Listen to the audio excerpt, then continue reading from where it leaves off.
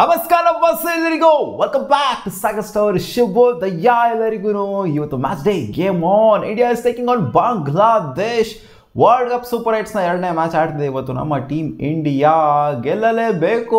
ಒಂದು match of ಆಗೋಯ್ತು ಅಂತಂದರೆ ಆನ್ ಆಗೋದು ಕಷ್ಟ. 3ಕ್ಕೆ 3 ಹೊಡೆದು ಕನ್ವಿನ್ಸಿಂಗ್ಲಿ ಕ್ವಾಲಿಫೈ ಆಗಬೇಕು ಅಂತ ಇರೋ ಟೀಮ್ ಇಂಡಿಯಾ ಆಫ್ ಇಡಬೇಕು ಅಂತ ಅನ್ಕೊಂಡಿರುವಂಥ ಬಾಂಗ್ಲಾದೇಶ್, ನೀವು ಯಾವಾಗನ ನೋಡಿ ಬಾಂಗ್ಲಾದೇಶ್ ವರ್ಸಸ್ ಇಂಡಿಯಾ ಮ್ಯಾಚ್ ಆದಾಗೆಲ್ಲ T20s ಅಂತ ಬಂದಾಗೆಲ್ಲ T20s ಮಾತ್ರ ಅಂತಲ್ಲ ODIಸಲ್ಲೂ ಕೆಲವೊಂದ್ಸಲ ಬಂದಿದ್ದಾರೆ. ಒಟ್ಟಿನಲ್ಲಿ ವರ್ಲ್ಡ್ ಕಪ್ಸ್ ಅಂತ ಮ್ಯಾಚ್ಗಳಂತ ಬಂದಾಗ ಬಾಂಗ್ಲಾದೇಶ ನಮಗೆ ಕ್ಲೋಸಾಗಿ ತಗೊಂಡ್ಬಂದ್ಬಿಡ್ತಾರೆ. ಇನ್ನೇನು ಗೆದ್ದೇ ಬಿಟ್ಟರು ಬಾಂಗ್ಲಾದೇಶ ಅನ್ನೋಂಥ ಟೈಮಲ್ಲಿ ಕಾಲು ಎತ್ಕೊಬಿಡ್ತಾರೆ. ಸೊ ಈ ಥರ ಬಾಂಗ್ಲಾದೇಶ ಯಾವಾಗಲೂ ಅವರೇ ಅಪ್ಸೆಟ್ ಮಾಡ್ಕೊಂತಿರ್ತಾರೆ, ಒಂಥರ ತಲೆಯಲ್ದಿರೋ ಕೆಲಸ ಮಾಡ್ಕೊಂತಿರ್ತಾರೆ. ಗೆಲ್ಲೋ ಅಂಥ ಮ್ಯಾಚ್ಗಳೆಲ್ಲ ಸೋಲ್ತಿರ್ತಾರೆ. 13 ಮ್ಯಾಚ್ ಇದುವರೆಗೂ T20ಸಲ್ಲಿ ಮುಖಾಮುಖಿ ಆಗಿರೋದು ಇಂಡಿಯಾ ವರ್ಸಸ್ ಬಾಂಗ್ಲಾದೇಶು. 12 ಮ್ಯಾಚ್ನ ಇಂಡಿಯಾ ಗೆಲ್ತು ಅಂದರೆ 1 ಮ್ಯಾಚ್ನ ಮಾತ್ರ ಬಾಂಗ್ಲಾದೇಶ ಗೆದ್ದಿದೆ. ಸೊ 1 ಮ್ಯಾಚು ಇವತ್ತಾದರೂ ಆಗ್ಬಿಡ್ಬೋದಲ್ವಾ. ಸೊ ಬಾಂಗ್ಲಾದೇಶ ಒಳ್ಳೆ ಟೀಮೇನೇ ಇದೆ, ಕಳಪೆ ಟೀಮ್ ಏನು ಕಾಣಿಸ್ತಿಲ್ಲ. ಹೌದು, ಅವರು ಸೋತಿರಬಹುದು, ಲಾಸ್ಟ್ ಮ್ಯಾಚ್ ಸೋತ್ಬಿಟ್ಟು ಬರ್ತಾ ಇರಬಹುದು. ಏನಂತ ಹೆವಿ ಏನು ಆಡೋಕ್ಕಾಗಲಿಲ್ಲ ಅವರು ಆಸ್ಟ್ರೇಲಿಯಾ ಮೇಲೆ, ಅಜೀಬಾಗಿ ಸೋಲ್ಬಿಟ್ಟು ಬರ್ತಾ ಇರಬಹುದು. ಅದೇ ವೇಳೆನೇ ಮತ್ತೆ ಆಡ್ತಾ ಇದ್ದಾರೆ, ಆಂಟಿಗ್ವಾಲಿ ಆಡ್ತಾ ಇದ್ದಾರೆ.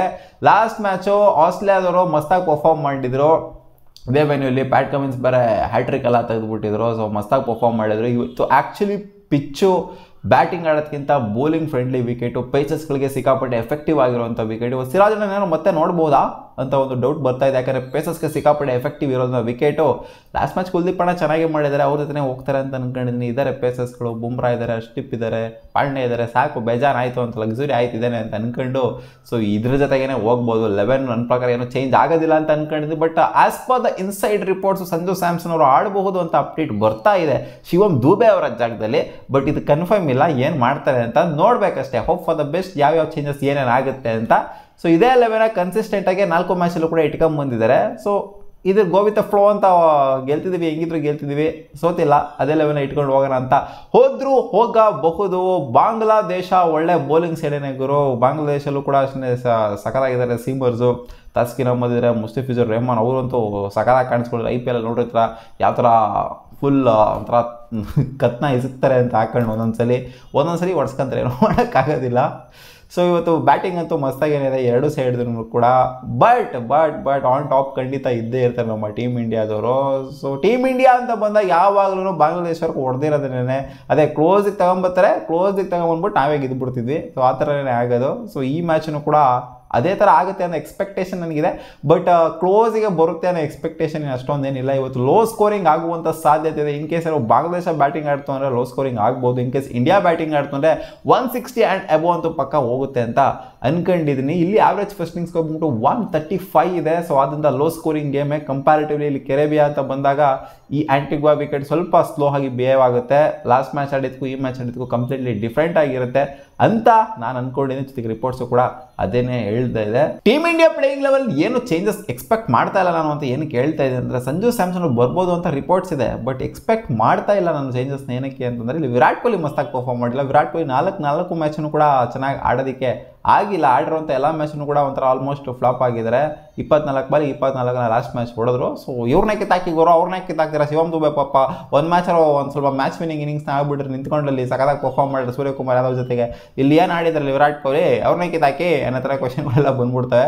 ಸೊ ಆದ್ದರಿಂದ ನನ್ನ ಪ್ರಕಾರ ಅದೇ 11 ಜೊತೆಗೆ ಹೋಗುವಂಥ ಎಲ್ಲ ಸಾಧ್ಯತೆ ಇರುತ್ತೆ. ಸೊ ವಿರಾಟ್ ಕೊಹ್ಲಿ ಮೇಲೆ ಕಣ್ಣುಗಳು ಅರಳ್ಕಂಗೆ ಕೂತ್ಕೊಂಡಿರ್ತವೆ. ಈ ಮ್ಯಾಚನ್ನು ಕೂಡ ಎಲ್ಲ ಮ್ಯಾಚ್ನು ಕೂಡ ಹಂಗೆ ಅರಳ್ಕಂಗೆ ಕೂತ್ಕೊಂಡಿರ್ತವೆ. ಬಟ್ ಲಾಸ್ಟ್ ಮ್ಯಾಚ್ನು ಕೂಡ ಏನು ಅಷ್ಟೊಂದೇನು ಇಂಪ್ಯಾಕ್ಟ್ ಮಾಡೋಕ್ಕಾಗಿಲ್ಲ. ಅವರು ಬ್ಯಾಟಿಂಗ್ ಆಡೋಕ್ಕೆ ಬರ್ತಾವ್ರೆ ಅಂತ ಅಂದರೆ ಒಂದು 50ನ ಎಕ್ಸ್ಪೆಕ್ಟ್ ಮಾಡ್ತೀವಿ, ಮಿನಿಮಮ್ 50 ನಾವು ಎಕ್ಸ್ಪೆಕ್ಟ್ ಮಾಡ್ತೀವಿ. ಸೊ ಅದು ಬರ್ತಾ ಇಲ್ಲ, ಬರೀ ಸಿಂಗಲ್ ಡಿಜಿಟಲ್ಲಿ ಔಟ್ ಆಗಿದ್ದಾರೆ. ಲಾಸ್ಟ್ ಮ್ಯಾಚ್ ಒಂದು ಡಬಲ್ ಡಿಜಿಟ್ ಬಂದಿತ್ತು ಅಷ್ಟೇ. ಸೊ ಆಲ್ ಓವರ್ ಏನು ಅಷ್ಟೊಂದು ಹೇಳ್ಕೊಳ್ಳೋಂಥ ಪರ್ಫಾರ್ಮೆನ್ಸ್ ಈ ಟೂರ್ನಮೆಂಟಲ್ಲಿ ಬಂದಿಲ್ಲ.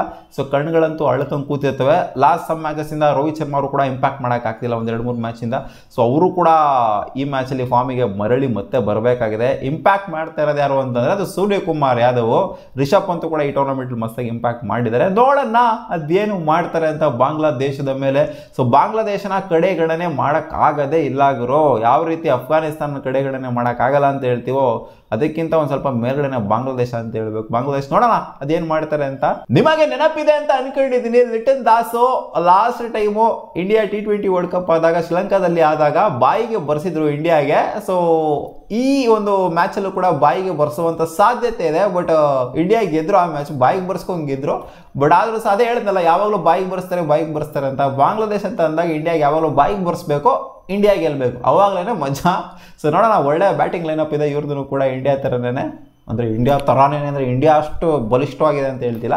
ಒಟ್ಟಲ್ಲಿ ಇವ್ರದ್ದು ಡೆಪ್ತ್ ಇದೆ ಬ್ಯಾಟಿಂಗಲ್ಲಿ. ಮೊಹಮ್ಮದುಲ್ಲಾ, ಹೃದಯ ಎಲ್ಲ ಬರ್ತಾರೆ ಬಾಟಮಲ್ಲಿ, ಚೆನ್ನಾಗಿ ಆಡ್ತಾರೆ. ನೋಡೋಣ ಅದೇನು ಆಗುತ್ತೆ ಅಂತ. ಸಿಗೋಣ ಮುಂದಿನ ವಿಡಿಯೋದಲ್ಲಿ ಗಾಯ್ಸ್, ಬಾ.